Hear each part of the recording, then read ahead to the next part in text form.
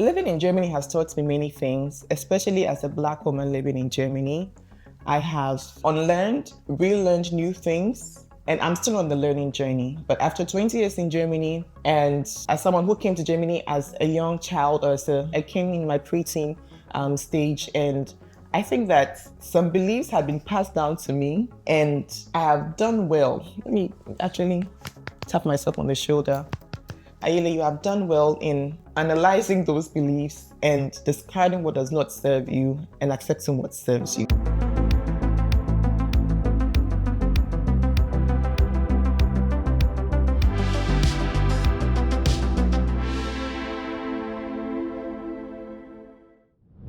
The first one is this: I am equal to the task. Me. I am equal to the task that I feel like doing as long as I have what it takes. When I first came to Germany, it was rare to see a Black person working at the bank. It was rare to see an African bus driver. It was rare to see a Black person on TV. In fact, I didn't even see any.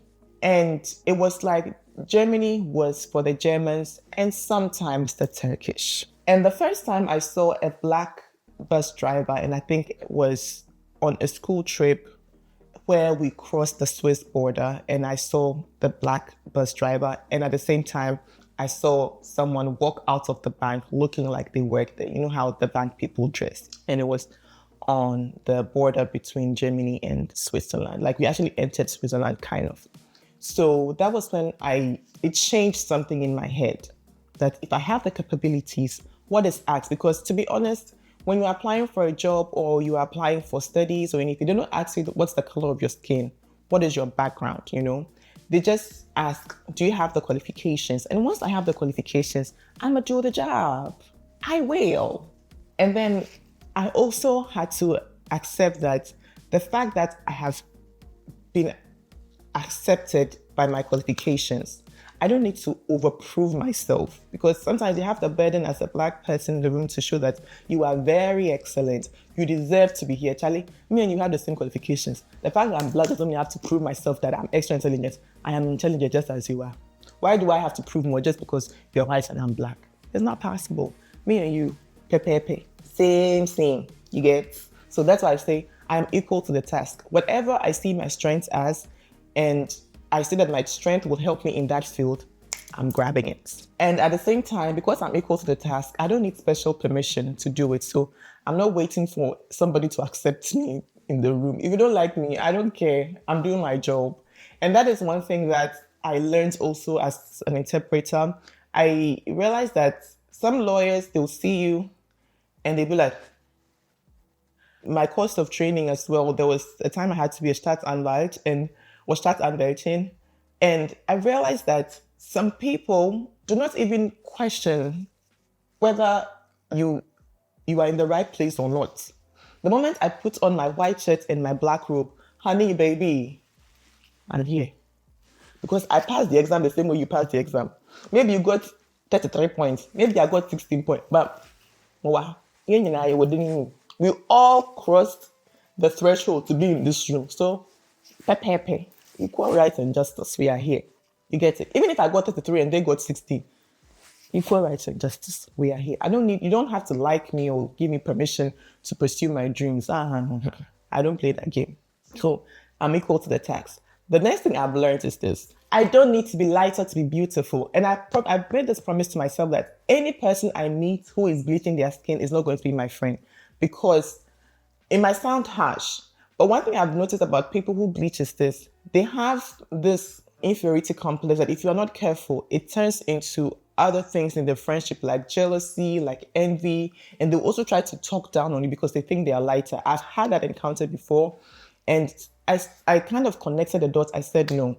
First of all, that. Secondly, those bleaching creams have this stench that I cannot stand. One time when I go to court and the person that I'm interpreting for is a bleaching client, it agitates me. But I also extend grace, and that's why I really don't say anything. I extend grace because I'm also a work in progress. I had to accept it as well. Listen, we had an African store, and people would come and ask my mom, What is she using for her skin? Meanwhile, she was lighter than I am, right? I'm more of a chocolatey, medium chocolate. My mom was more of the, she was more of a honey chocolate, let me put it that way. And people would be like, sister Aga, and Kobe and I was sister, color near me fe. So what the name felt like your own color is also nice.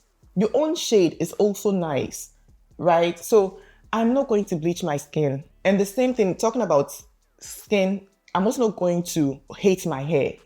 For me, I've accepted that this is my skin. It's beautiful. Look at the glow.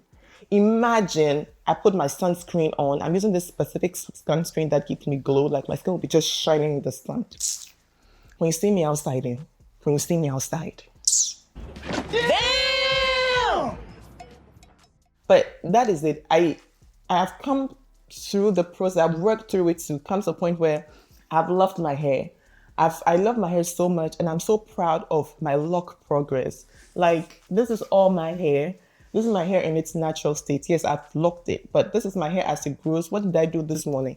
I just put some water in it, some hair tea that I make myself with rosemary and bay leaf and cloves and rose petals, and I spray it every morning, and I am good to go.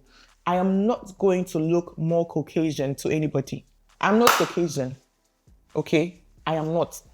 And that's it.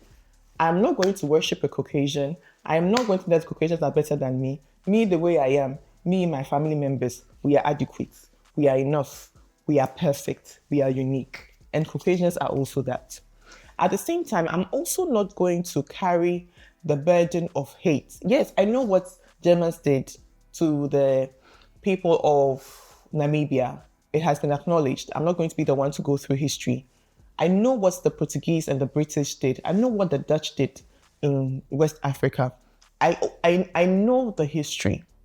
But then I come down again, I say, I also know the battles that were fought within our tribes, Fantis, Ashantis, Avers, and other tribes, I know what went on, but that does not mean that I'm going to carry that stress, that burden of animosity and walk through life with it. Tomorrow, the person that would help me tomorrow might be an Ashanti, might be an Ave, might be from Sokoto, might be from Sokode. I don't know.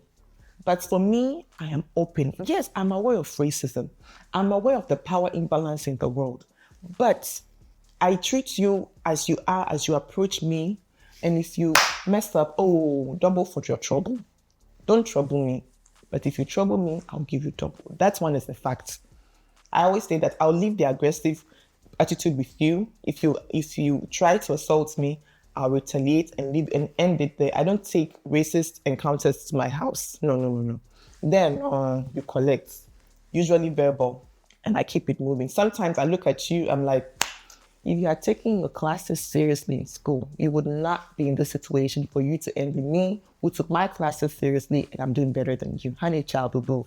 This is not about race. This is not about me not being in a country. Listen, as long as I have a passport that allows me to travel, I'm going to be there, except there's some kind of safety concern. I'm everywhere, okay? For me, I've accepted that I have agency, I have full rights, I have freedom, I am a person worthy of dignity. And so if you insult me, I check you out. Is it enough for me to open my mouth? If not, yes. But I will also defend my dignity, definitely. So yes, I'm not going to carry the burden of the British were not good to Ghanaians. I don't like British people. I don't do that. At the same time too, I don't carry the burden of, as a Black child, I have to be perfect. I'm representing. Please, let us all represent our own selves. Everybody represents yourself, to each his own. Yes, it's nice when I see a Black person on TV. That representation matters. But I'm not going to carry the whole burden of the Black folk on me. I remember one time in Berlin, we saw an African man who was obviously homeless and drunk. And I was with my friend and she was like, that's why they'll say that we are all like, I said, babes, do you know how many Obdachlose, how many people, homeless people Germany has that are actually German? So if you do the statistics, the numbers work. Like if it's 100 Ghanaians in Germany and one of us is out on the street, let me just say Ghanaians, one of us is out on the street, and if you take 10,000 Germans and what 100 of them is out on the street. It's the same. It just has to be somebody. It's just human nature. And even the conditions in Germany are even harsher depending on your resident status in Germany, your language proficiency, who you know, your circle, and all of that.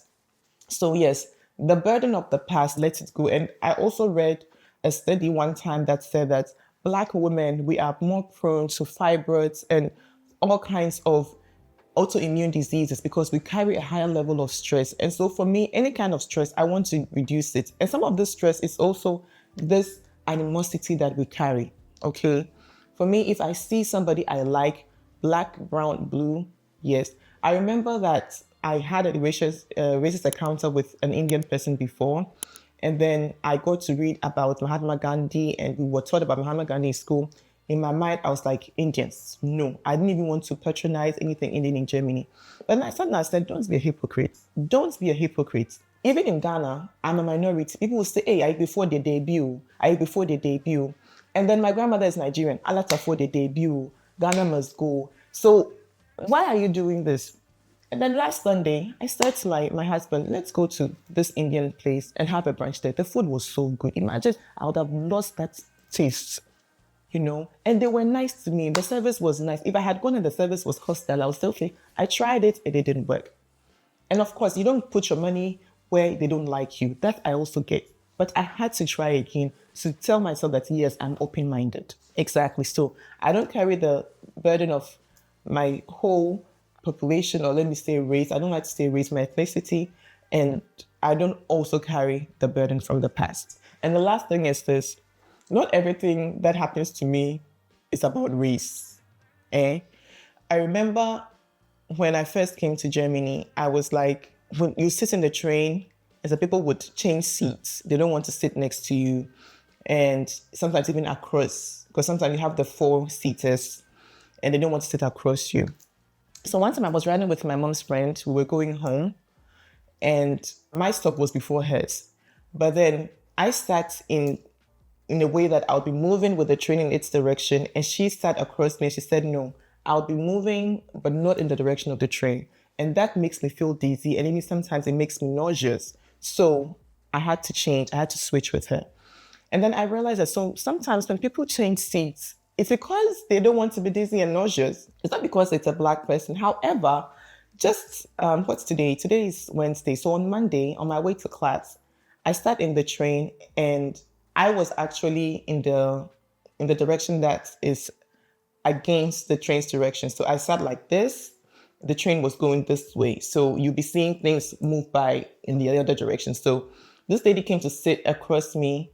And I think she didn't see from the back who it was. So when she sat in front of me, she looked at me just like, ah. I was like, wee. I just started smiling.